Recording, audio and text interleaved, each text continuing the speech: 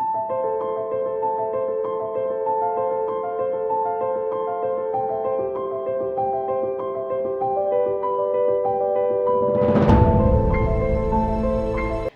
दर्शकबिन, पवित्र गार्डन्समा फेरि हजुरहरूलाई स्वागत छ।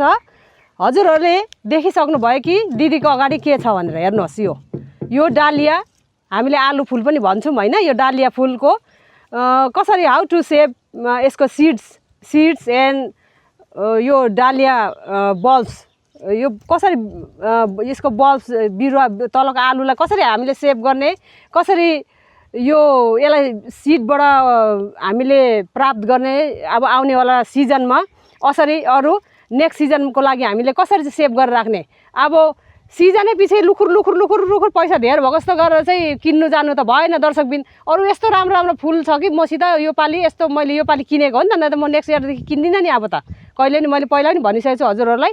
अब यो नेक्स्ट इयरको लागि कसरी चाहिँ हामीले सेभ गर्ने। हेर्नुहोस्, यो अब जति गर्दा नि यो फुल्दैन, हुम कि नहुम गर्दा यसरी एउटा फुल्छ, अरू फुल्दैन के दर्शकबिन।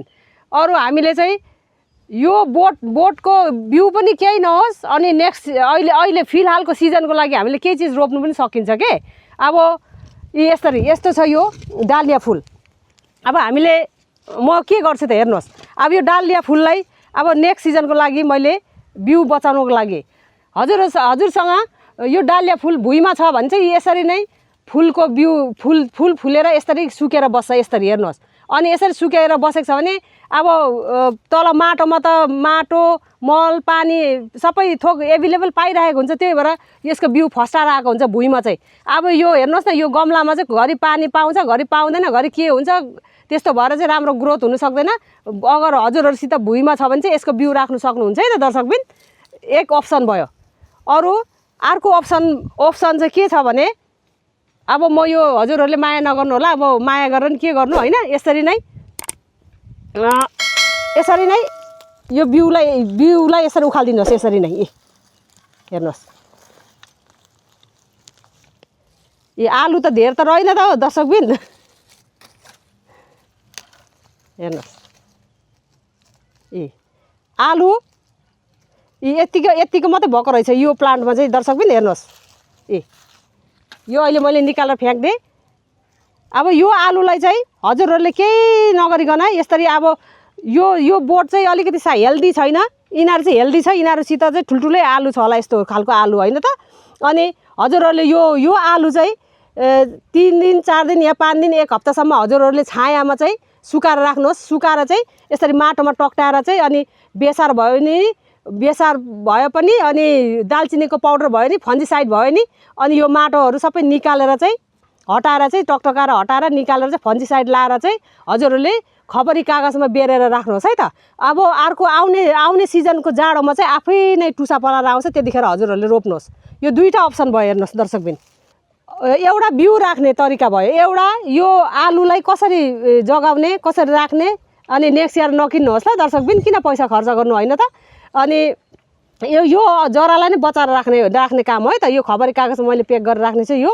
अनि अर्को चाहिँ के गर्ने भने यसरी नै यस्तो छ हेर्नुहोस्, यसलाई अब काटिदिनुहोस् यसरी नै। अब सिजन सक्यो, यो गर्मीको सिजनको होइन, यो त जाडोको सिजनको हो नि त दर्शकबिन। हेर्नुहोस्, यसरी मैले निकालेँ, यस्तो गरिसकेँ।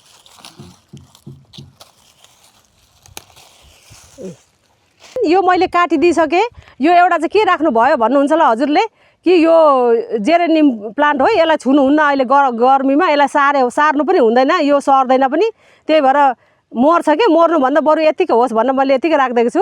अरू हेर्नुहोस्, मैले यो डालिया फुल यतिकै यसरी राखेँ त। अनि अब हजुरले चाहिँ यसै गरी पहिला पनि मैले रोप्दाखेरि यो पत्करहरू मुनि हालेको थिएँ, सुकेको पातहरू, अनि फेरि टङटङी अलिकति घटेर चाहिँ फेरि यो पत्कर थपिदिएको थिएँ कि मैले। अनि यसरी नै गोडमेल गरिदिनुहोस्, यसरी नै हेर्नुहोस्। अनि अर्को सालको लागि हामीलाई सेफ हुन्छ यो ननिकालिकन राख्नुको लागि के। अनि हामीले अब के गर्नुपर्छ भने कम्ती पानी खाने प्लान्ट रोप्नुपर्छ। त्यो प्लान्ट के हो हजुरहरूलाई थाहा छ कि छैन? त्यो प्लान्ट हो मसरोस 12 बजी फुल के। त्यो 12 बजी फुल हो दर्शकबिन। अब मैले यसरी राखिदिएँ, हेर्नुहोस्, यो यसरी राखिदिएँ। यो डालिया फुलको बोट भयो, यो माउ भनौँ न, यो आलु छ यसमा। अनि अब मैले यसमा यो मल माटोमा चाहिँ अलरेडी मेरो करेसाबारीको माटो र बलुवा मैले मिक्स गरेर यसरी राखिसकेको छु। अनि अब यसमा मैले मल हाल्नेछु। अरू निमखली मैले अब महँगो भयो भने ल्याएर आएँ, 140 रुपियाँ किलोमा मैले ल्याएर आएको दर्शकबिन। निमखली अब यो तलको यो आलु फुलको आलु चाहिँ नकुहोस् भनेर चाहिँ मैले अब के गर्नु, अब उपाय छैन। अनि ल्याएर आएँ नि मैले। हेर्नुहोस् यो निमखली यसरी मिसाइदिनुहोस् है दर्शकबिन। हजुरहरूले निमखली छैन भने खरानी मिसाउँदा नि हुन्छ दर्शकबिन। यो निमखली मिसाएँ मैले, हालिसकेँ। अब बलुवा माटो निमखली छैन भने हजुरहरूले यो हाल्नुहोस् खरानी। अनि त्यहाँबाट यो मल मिसाइदिएँ त मैले, यो कम्पोस्ट मल मेरो 2 किलोको यो प्याकेटको आउँछ। कम्पोस्ट मल मैले यसरी मिसाइदिएँ। मिसाइसकेपछि यसरी नै मिक्सअप गरिदिनुहोस्, यसरी नै। अनि अब धेरै पानी खाने पर्मानेन्ट फ्लावर चाहिँ हामीले यो डालिया फुलमा चाहिँ रोप्नु हुँदैन है दर्शकबिन। किनभने धेरै पानी खाने प्लान्ट हामीले रोप्यो भने चाहिँ डालिया फुलको आलु कुन्छ के, त्यस कारणले चाहिँ कम्ती पानी खाने प्लान्ट हामीले रोप्नुपर्छ। अर्को सालको लागि सेभ गर्नुको लागि मान्छेहरू देखेको छु कि मैले, कति देखेको छु। यो सालको यो प्लान्टको अहिले यो सेभ गरेर राख्दैन, अनि अर्को सिजन आएपछि सबै कुद्नु जान्छ कि मार्केटमा, किन्नु जान्छ कि। त्यस्तो नगर्नुहोस् है त ल। आफूले हामीले पैसा बचाउनु पनि जान्नुपर्छ दर्शकबिन। अब यसरी यो सबै भयो। अनि यो मल माटो मैले मिक्सअप गरेको चाहिँ यसरी नै यसरी लगाइदिनेछु, यसरी नै। अनि यसमा त्यही 12 बजी प्लान्ट मसरोस रोपिदिनेछु है त दर्शकबिन। हेर्नुहोस्, किनभने त्यो 12 बजी प्लान्टलाई हामीले पानी धेर हाल्नु हुँदैन। 12 बजी प्लान्टलाई पानी धेर हाल्यो भने मर्छ के, त्यस कारणले यसरी। अरू हजुरहरूले यो 12 बजी प्लान्ट रोप्नु भएको छ कि छैन? मेरो त आधा अवधि मैले भनेको थिएँ नि हजुरलाई कि अप्रिल महिनाबाट फुल्छ है यो फुल भनेको थिएँ नि मैले। आधा अवधि त पुरा फुलिसकेको छ मेरो। अब पुरा धेरै झ्याम्मै भएर चाहिँ अब यो प्लान्टको चाहिँ मेन बैसा भनेको तरुनी हुने चाहिँ कहिले हो भने यो अप्रिल मे र जुन 2 महिना चाहिँ एकदम बैसा आउँछ। त्यही भएर मैले चाहिँ अलिकति धेरै फुलेर चाहिँ देखाउनु मन लागेर मैले अहिले देखाएको छुइनँ। हेर्नुहोस् पुरा कोपिला लागेर यस्तो भएको छ। यो डबलमा हो, यो गुलाबी खालको सुन्तला रङ भन्दा नि अर्कै खालको कस्तो दामी कलर छ के। हजुरहरूले रोप्नु भएको छैन भने अहिले रोप्नु होला है त यो दर्शकबिन। यो प्लान्ट लगाइदिनेछु मैले अब यो डालिया फुलको यो बोटमा। हेर्नुहोस् यसरी नै सजिलो छ यो। हजुरहरूले यसलाई सारेर घाममा राख्दाखेरि पनि केही फरक पर्दैन। यो घामको फुल हो नि त, यसलाई छायामा पनि रोपिसकेर छायामा पनि राख्नु पर्दैन। अनि मैले यो 2टा पोटमा 2 खाले नै मैले सारिदिनेछु। अरू हजुरहरूले पनि डालिया फुलको बिउ कसरी सेभ गर्नुभएको छ त्यो मलाई थाहा भएन, तर मैले सिकाएको आइडियाले नै गऱ्यो भने एकदम बेस्ट हुनेछ है दर्शकबिन। त्यस्तै गर्नु होला हजुरहरूले। यसरी नै अब यो एउटा टङ्लङ यति लामो रोप्यो भने त यसको हाँगा निस्किँदैन नि त। अनि हाँगा चाहिँ झ्याम्मै हुनुको लागि चाहिँ मैले यसलाई डिभाइड गरेर 2 पिस पारेर रोप्नेछु। धेरै लामो भएको चाहिँ यसरी नै एकदम इजी टु ग्रो प्लान्ट हो दर्शकबिन यो। अरू फेरि पनि याद दिलाउँछु मैले, यसमा डालिया फुलको आलु छ है त। त्यो माथि मैले माटो मल बनाएर चाहिँ मैले यो मसरोस यो 12 बजी प्लान्ट मैले यसरी रोपिदिँदैछु। हेर्नुहोस् यसलाई यसरी रोपेर चाहिँ यत्तिकै घाममा राख्दैन केही पनि हुँदैन। अरू पानी चाहिँ दिनु नबिर्सिनु होला है त। यसरी नै मैले यो 2टा यो आलु फुलको गमलामा चाहिँ मैले आलु फुल नफ्याँकिकन दर्शकबिन मैले यो मसरोस यो 12 बजी घडी फुल मैले रोपेँ त। यो चाहिँ किन निकालेन भन्दाखेरि चाहिँ म निकाल्दिनँ यसलाई। यो जेरेनियमलाई पनि पानी अहिले गर्मीमा एकदम कम्ती हाल्नुपर्छ, सुकेर मात्रै। अनि त्यस कारणले पानी कम्ती खाने कारणले मैले जेरेनियमलाई पनि मैले टच गरिनँ। यो भित्र आलु छ अनि त्यही माथि यो मसरोसले पनि यो 12 बजी फुलले पनि पानी कम्ती खान्छ है त दर्शकबिन। अनि अब छायामा राख्नु जरुरत छैन। अब यत्तिकै जहाँ अब घाममा छ भने नि त्यहीँनिर राखिदिनु होला। यो अब 5 दिनको दिनमा 5 दिन अब 1 हप्तामै सरीओरी पनि फुल खेल्नु थाल्छ है त दर्शकबिन यो प्लान्टको लागि, प्लान्टमा चाहिँ। अनि हजुरहरूले डालिया फुल सेभ गर्नुभएको छैन भने नेक्स्ट इयरको लागि, नेक्स्ट सिजनको लागि अब सेभ गरेर राख्नु होला। अब के हुन्छ भने यसको चाहिँ अब यो डालिया फुल चाहिँ कसो हुन्छ भन्दाखेरि चाहिँ कि यो अब यो गर्मी महिनाको यो मसरस गर्मी महिनाको यो प्लान्ट हो। अब किनभने यो गर्मी महिनाभरि फुल्छ। अब कहिले फुल्छ भने जबसम्म असोजसम्म फुल्छ भनौँ न। अनि जब तक जाडो मौसम आउँदैन तबसम्म फुल्छ। अनि ठ्याक्कै यो जाडो मौसम सक्ने बित्तिकै यो फुलको काम छैन, यो मसरसको काम छैन। अनि ठ्याक्कै यो मसरस पनि ठ्याक्कै सुक्नु जान्छ।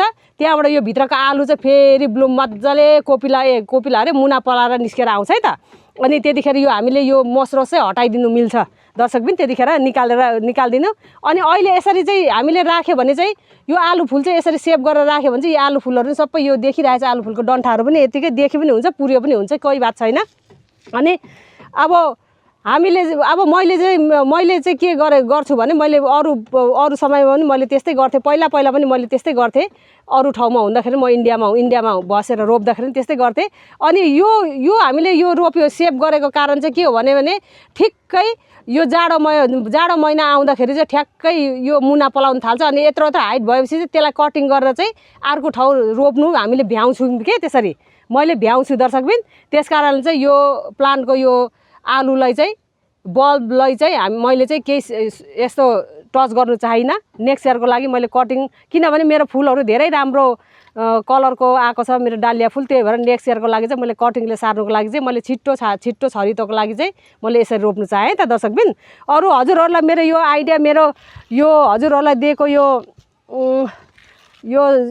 यसको बारेमा, आलु फुलको बारेमा, डालिया फुलको बारेमा कस्तो लाग्यो दर्शकबिन? मलाई जस्तो लाग्यो त्यस्तै कमेन्ट लेखी पठाउनुहोस् है त ल। अरू तपाईँहरूको कमेन्ट म जहिले हेर्ने गर्छु, रिप्लाई पनि दिन्छु। रेगुलर नयाँ भ्युअर्स पनि जोडिराख्नु भएको छ। यसरी नै जोडिओरी सब्सक्राइब गरिओरी बेल बटनलाई प्रेस गरिदिइराख्नु भएको छ हजुरहरूले। अरू साथीहरूसँगले पनि यस्तै गरौँ। नेक्स्ट इयरमा किन पैसा खर्च गर्नु होइन त। अनि पैसा खर्च गर्नु भन्दा यसरी हामीले सेभ गरेर राख्यो भने त हामीले राम्रो हुन्छ। राम्रो पनि हामीलाई बजारबाट अब हामीले डबल फ्लावर सेडिङ भनेर किनेको हुन्छौँ, सिङ्गल पर्नु जान्छ। अनि यो अब हामीले त फुलेर त एकै खेप देख्यौँ नि त। हामीले देखेर चाहिँ हामीले सेभ गरेर राखेको कारण चाहिँ यही हो। त्यसैले अरू साथीहरूले पनि सेभ गरेर राखौँ नेक्स्ट सिजनको लागि भनेर चाहिँ हजुरले सेयर गरिदिनुहोस् ल। अरू दिदीबहिनी दाजुभाइहरूले पनि यसरी नै रोप्नुहोस् भन्नु चाहन्छु। त्यसैको लागि हजुरले सेयर गरिदिनु होला। अरू मन पऱ्यो भने लाइक गरिदिनुहोस्। अरू लाइक कमेन्ट सेयर त गरिदिइराख्नु भएको छ हजुरहरूले। म अर्को भिडियोमा फेरि चाँडै नै भेट हुनेछ। अहिलेको लागि हस्त नमस्कार भन्नु चाहन्छु। नेक्स्ट भिडियोमा फेरि भेट्नेछु है त चाँडै। By by.